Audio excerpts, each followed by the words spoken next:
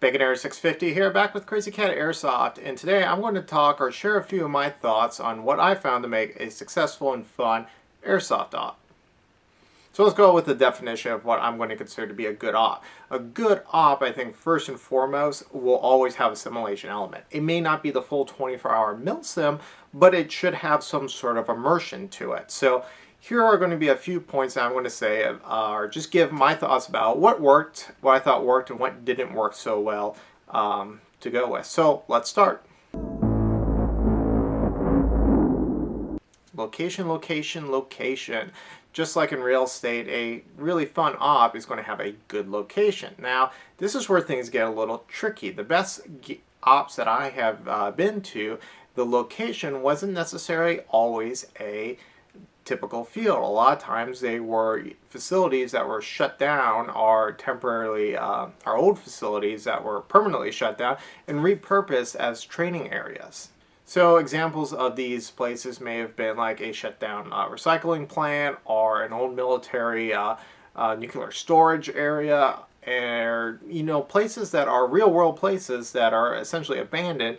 These tend to make the most fun places. Now there are certain fields and stuff like professional paintball and airsoft fields that do make good locations, such as Wayne's World paintball was a great place where we had a lot of great ops. But I often find places like Bingfield, as great as the field is, doesn't really cater too well to the simulation or the immersion. And one part of that is that half the field is on a riverside, and then it's split off by the parking area, and then on the other side is the rest of the fields.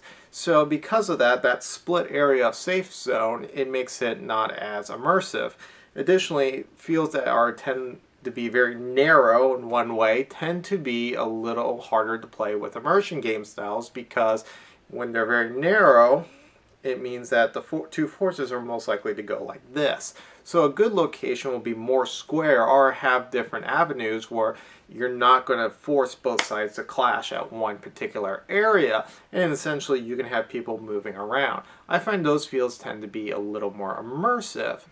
Additionally, fields that do well with skirmishes and speed saw may not actually lend themselves too well to the MilSim experience or the immersion experience for an op. An example of that is a field that's kind of set up for great fast-paced gameplay won't quite have the same immersion experience as, say, as one that almost mimics a small town with town squares and stuff, where they're actually not designed for good gameplay, which that's part of the challenge, is working in less than ideal terrain for gameplay. So that kind of helps with the immersion experience. Teams and uniform requirements. I honestly think that uniform requirements are essential for the immersion experience, because a blue team and a red team, where you're looking at the bands instead of their uniform color, kind of makes team identification a little more difficult. By having essentially a uniform dress code, it makes it a lot more easy. Now, I've noticed ones that have super strict uniform codes, while they had a better immersion experience, it also made it more difficult to have enough players come in, because if you have very strict rules of only multicam on one team, and then the only other team has to wear a very Russian camo like a MilSim West event, it doesn't seem to be able to get a large player amount, so it tends to be a little more limiting. It's great when you can make it work, but for field event owners, it could also be the downfall of not getting enough players. So I generally think that, in my personal experience, the ones that I've noticed that worked the best is where you did real life camo roughly. So you would have the US team be composed of multicam. At the time we were playing, ACU was the official military camouflage for the Army. So ACU, maybe MARPAT, and they all went on the US side of the team. Now, additionally, they would also split up those teams where the ACU guys were replicating the Army. The MARPAT were the Marines, and usually the multicam would play a third-party player. Usually a lot of events will have an A or B team, but multicam nowadays would be the replacement for ACU. Then on usually the bad guy side, or the OP4 side, Russian side, whatever, it would be Russian camouflages, or just straight up OD, or some sort of restriction on that. I tend to find this one to be a little more difficult to actually cater to because plethora of US camos here, but not so much Russian. It tends to be a bit more of a niche market. So I think there should be a little bit of give and take in that sense. So my suggestion would be, and that's the thing, also another thing is that the Russians also have copied our multicam, but I think a good alternative to it is maybe have, for the Russian side, have OD be their OD or a Russian camo, be their pick, or maybe even, you know, it may not be as canon or realistic, but maybe even throw in maybe one of the German camouflage with the Flecktarn or something to give, you know, make sure they have a distinctive look, and then have gear restrictions maybe saying that, you know, you can't wear black or something, or they can wear black, but then the US side they have to wear tans or multicam or associated camouflages. And then what I find really steps up the game and makes the Airsoft merchant experience much more better is to have at least a third team, a bit of a wild card, you know, being the local rebels or, you know, they call the regular forces. So kind of a team that could, you know, be your friend, you know, say you're on the US, you know, that team may be your friend for, you know, for the first hour, but, you know, they may switch sides on you and, you know, betray you. Usually having that third team in the mix to kind of really throw things off tends, I think, to make the games a lot more interesting. Additionally, they'll have a more relaxed uniform requirement other than not to look too professional. So in that case, they may be required to wear, you know, like something that looks like street clothes or something, and they would be the team allowed to wear jeans, or they could wear the old tricolor M80, I want to say it's M80 traditional old school 1990s and 1980s US camouflage color, which is still a very effective camouflage these days. So, you know, make sure that at least, you know, you can distinctly tell who's who on which team. And, you know, something could be, you know, like the US side, you know, they're wearing US camos and they're not allowed to wear black, or at least black in large amounts. There's always going to be a gear piece or two that only comes in black. And then have the Russians, you know, you restrict the Russian camouflage, or at least a solid color that you can associate with them, such as OD for maybe the Russian side. You know, the US side, you know, their solid color could be tan. And then, you know, the OP4, they can wear regular clothes. Essentially, they can't look like professional military. So having it strict but still kind of open, I think is probably the best way around it. And essentially, what makes it even better is if you can actually have enough people to actually split those up into sub-teams per side. So the US you could have represented by different branches or different units, such as the medic team, or essentially your PJs. They could actually be a dedicated team, in which case they would have different mission orders and stuff for that. And then, you know, the Russian sides could have their own split of different sides as well. And then for the regular force, you could also split them up, saying, you know, they're representative of different towns and villages as well, or different group, you know, inner groups within that larger group. I found those games to be really interesting, especially if there's inner fighting amongst our competitiveness amongst sides. You know, one example would be that on the US side there could be an army general having issues with the Marines, and he's not sharing information, stuff like that. Not stuff that shouldn't really be happening in the real world, but would make a much more interesting gameplay by having that competitiveness or that rivalry amongst, you know, within each side as well. And it tends to make it a little more fun.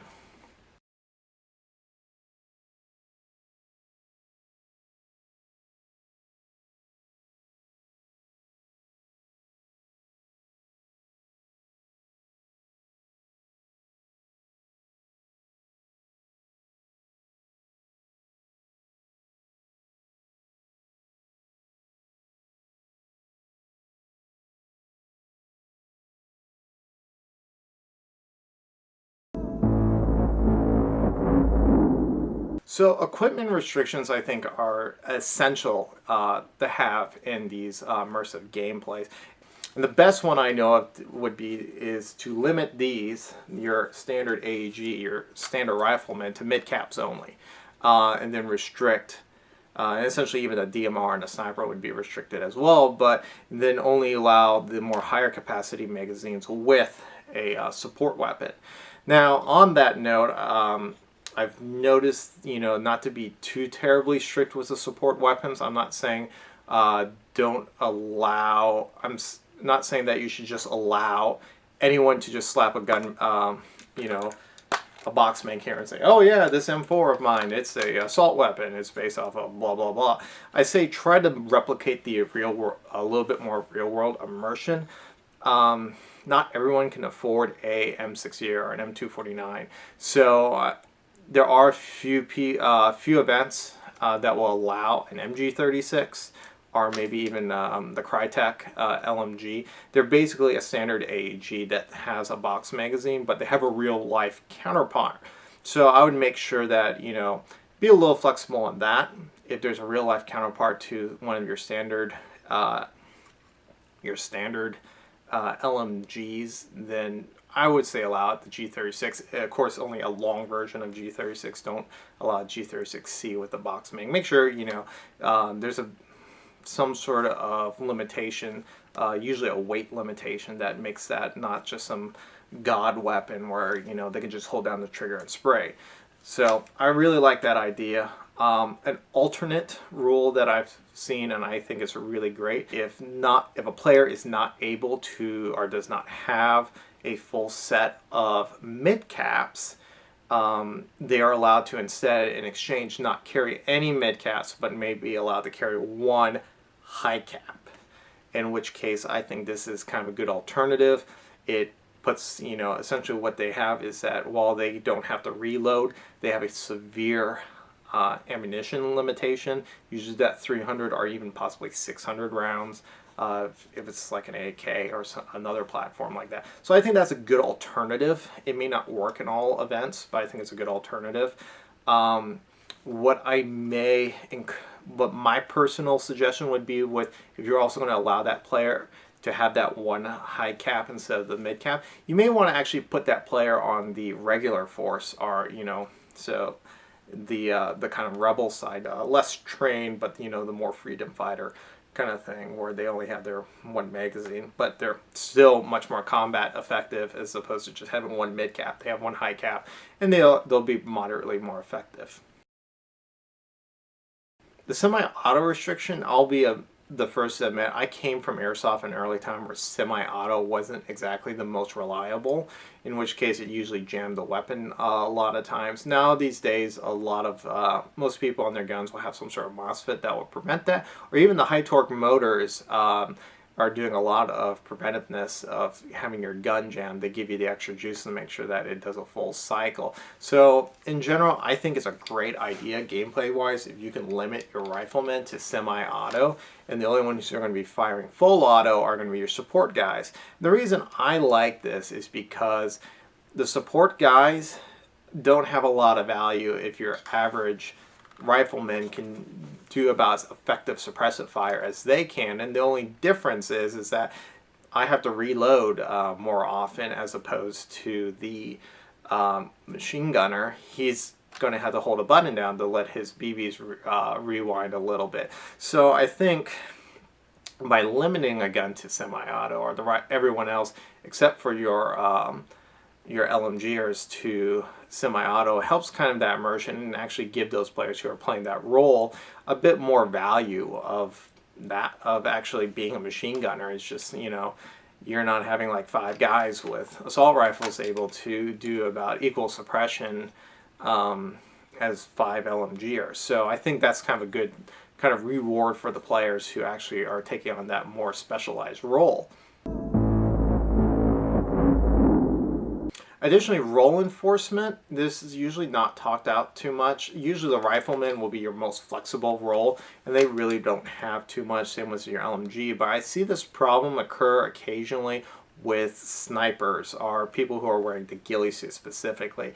They'll sometimes play the role a little bit, and then they'll ditch their sniper rifle, pull out their pistol, and start running around, going all willy-nilly. Now, this kind of comes into another problem with ghillie suits that I find a lot of times. A lot of people just can't feel the hits when they get hit, especially if they're running around, they're definitely not going to feel it. And it tends to cause some problems of people not calling their hits simply because they're wearing essentially a giant cushion where they simply can't feel the hits. So kind of a two-part suggestion on this. If someone's going to play the sniper role, make sure they play the sniper role. If they want to give up that role, either to have their team not have someone playing the sniper role, or they want to give it up to somebody else, make sure that they play that role and that they're just not wearing the ghillie suit and kind of playing something outside that role and kind of make an unrealistic representation of a sharpshooter or a sniper. My other suggestion with the ghillie suits is maybe not allow them to wear the really thick ghillie suits, but maybe just limit them to a half mesh type, or at least a half type, so that way they're not going to have problems not calling their hits because they just simply didn't feel it, which is kind of the inherent problem with the ghillie suit. And I found that really most of the really good actual snipers out there who play the role, they don't actually use a ghillie suit most of the time because it restricts their movement too much. And the snipers are usually, they're a little light on their toes and they like to take different positions to take advantage of it. So really the ghillie suit restriction is my personal suggestion. As an event organizer, that's your call. That's just some of my player feedback, is something that I've said, hey, this is something that has kind of ruined the experience. So with also the simulation thing is going to be unique or specialized equipment. I think this kind of makes things fun where, I'm not catering out my loadout solely on this gun. I'm actually catering to a situation, a tactical situation. So I may not always just carry enough stuff just feed this gun. My loadout will look very different for an op. Last op I went to, it was kind of, we didn't really know, so we just kind of decided on the side of caution. We took away our specialization and we went pure for a gunfighting role. Good immersion ones will actually kind of devalue that gunfighting role and make certain things like rocket launchers or dummy props, or props to make the immersion your general purpose pouch, essentially making it of more value than your ammo pouches. So specialized equipment and stuff such as the rocket launchers and props, I think really help with the immersion experience. But on that, make sure it also fits the area. If you're doing a MilSim, don't have riot shields and stuff, especially something that will cause more controversy on the field. Most MilSim operations, people aren't running around with, you don't see people around a battlefield running around with a shield. One part, they're about 100 pounds or more. But the idea is that, it's kind of this oddball thing where, no, you wouldn't see that. So, like, if you're doing a police sim, you wouldn't see people usually running around with, say, rocket launchers or bazookas or something like that. You might see the riot shield there, but make sure the equipment is appropriate for the event that you are having, but also be open to having, all these unit props and stuff. So team balance is usually kind of an interesting thing. Sometimes it's not always a 50-50 on the team balance, or if you have 3 teams all evenly balanced. Sometimes they may be slightly skewed, and that's okay as long as it's not overly affecting the gameplay or how things are supposed to come out. And usually the best way around this is some sort of pre-registration, especially if you're going to limit the number of specialized roles on the field, which I think is a kind of a good balancing factor, so you don't have have one team with half the team being all LMGs while the other team doesn't have any LMGs. Now if you want to intentionally have an off balance, that's I think a very interesting immersive experience, but you also have to be concerned with the making sure all the players have fun. So if you want to give more LMGs, say, to the US side because they're better equipped, and say no LMGs on the regular force side or the rebels, that I think is a realistic immersion experience. But I would do something to try to balance it out. So in that case, if the rebels aren't allowed or the regular force are not allowed to have LMGs, well, realistically, they're probably going to have more people or they may have more snipers, since that may be something that, you know, gives them the advantage. So if you're going to give and make sure that you give and take. If you're going to give one side one advantage, make sure that the other side has some sort of unique advantage too. So that's something I would make sure you incorporate. In general though, I haven't really been to, I maybe have been to a few events where they've actually had a little bit of that imbalance intentionally, but for the most part, most people try to play it pretty balanced on overall. So that's something you want to consider about balancing the team. And the best way, like I said, is pre-registration. I've seen what another group did was that they said bring, you know, be prepared to be on any other team. My only thing with that is that a team like ours, where we are invested in multicam, is that it kind of puts us, you know, we come to this field, we're wanting to play the US side, we come to the field and we're told, no, you're playing for the other side. It's kind of a bit of a bummer. So I would actually recommend a hybrid method where you would allow pre-registration, and that's the advantage, is that it would lock that. Whoever wants to pre-register, it would lock them in to the point where it's saying, hey, we're coming as this, try to balance it out. And then anyone who wants to come in like last minute, just show up without pre-registration, tell them to be prepared to switch teams or sides. Or if you are going to switch teams or sides, and you have all the different multitude of different teams, then, you know, make sure you're not going to pick out a few individuals, but say, hey, all the 10 guys, you defected over to the Russians or something like that, or over to the rebels, or you know, make it a kind of fair for the people who are spending their time developing their kits for this immersive role. In which case, that kind of brings, you know, floating teams, which was actually what the sponsored team I was on. We were essentially a floating team. We always played a MC group, which was multicam at the time, because the real military wasn't using multicam outside of a few select special operations forces groups. So because of that, that meant they gave the event organizers to say, hey, you know, you play for this side or that side.